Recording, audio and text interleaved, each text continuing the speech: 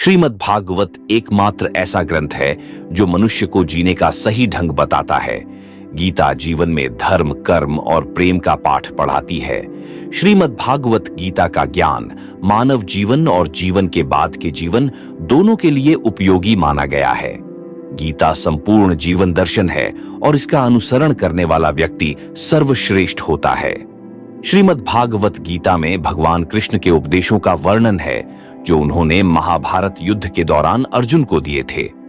गीता की बातों को जीवन में अपनाने से व्यक्ति को खूब तरक्की मिलती है। गीता में श्री कृष्ण ने बताया है कि मनुष्य का भाग्य किन चीजों से तय होता है। श्री कृष्ण के कुछ अनमोल उपदेश आइए जानते हैं। गीता में कहा गया है कि परमात्मा कभी किसी का भाग्य नहीं लिखते हैं। जीवन के हर एक कदम पर हमारी सोच, हमारा व्यवहार और हमारा कर्म ही हमारा भाग्य निर्धारित करते हैं। श्री कृष्ण कहते हैं, अगर मेरा भक्त मौन होकर मेरे विश्वास पर सब सुन रहा है तो याद रहे, उसके मौन का और उसके विश्वास का जवाब स्वयं मैं देता हूं। गीता में वासना, क्रोध और लालच नरक के 3 द्वार माने गए हैं। ये तीनों चीजें आत्मविनाशकारी मानी जाती हैं। श्री कृष्ण कहते हैं, न यह शरीर तुम्हारा है, न तुम इस शरीर के हो। यह शरीर अग्नि, जल, वायु, पृथ्वी और आकाश से बना है और अंत में इसी में मिल जाएगा, परंतु आत्मा स्थिर है। फिर तुम क्या हो? भगवान कहते हैं कि हे मनुष्य, तुम अपने आप को भगवान को अर्पित कर दो। यह सबसे उत्तम सहारा है।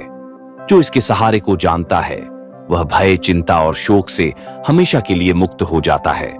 गीता के अनुसार किस्मत का लिखा आपसे कोई छीन नहीं सकता।